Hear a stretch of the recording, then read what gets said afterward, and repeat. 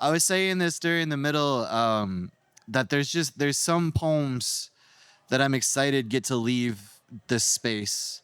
There's perspectives and images and feelings that I'm excited that we get to share together, but are very much worthy of moving beyond this space. So thank you for showing up. I'm glad that we got to have this for you, and I'm glad that more people will be able to hear just your experience and where you've come from and what you're feeling. Wah.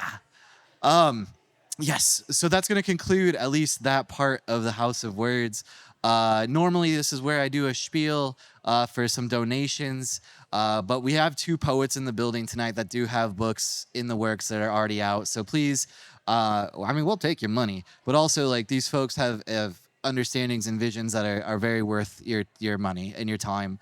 And I'm just grateful for the three of you for sharing. I don't know how real this is going to be, but I've read this last week, and it's something I like to end on. So before we call the night, I'm going to just read this. My friends are like a favorite food.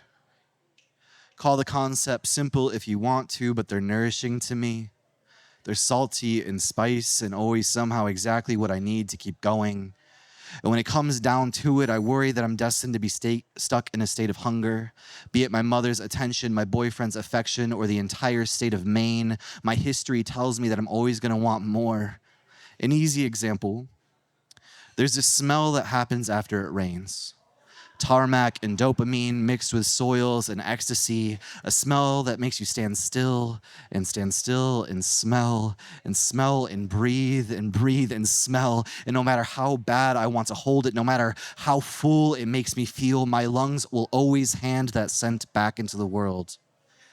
And it's a clever way to make a man, I guess.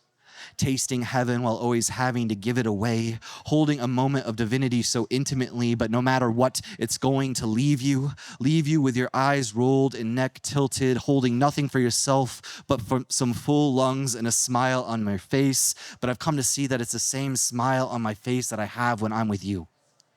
When we're experiencing the essence of bodily divinity, what it means to feel alive all the way down to your toes. And I could call it science or social conditioning. I could blame it on the chemicals, but when it's happening, and I know it. This small gap in time where I know my heart and stomach are inseparably intertwined, when I cannot deny that I'm acting in my soul's best interest by enjoying this time with you, just as I'm indulging in my human's best interest by crying alongside you.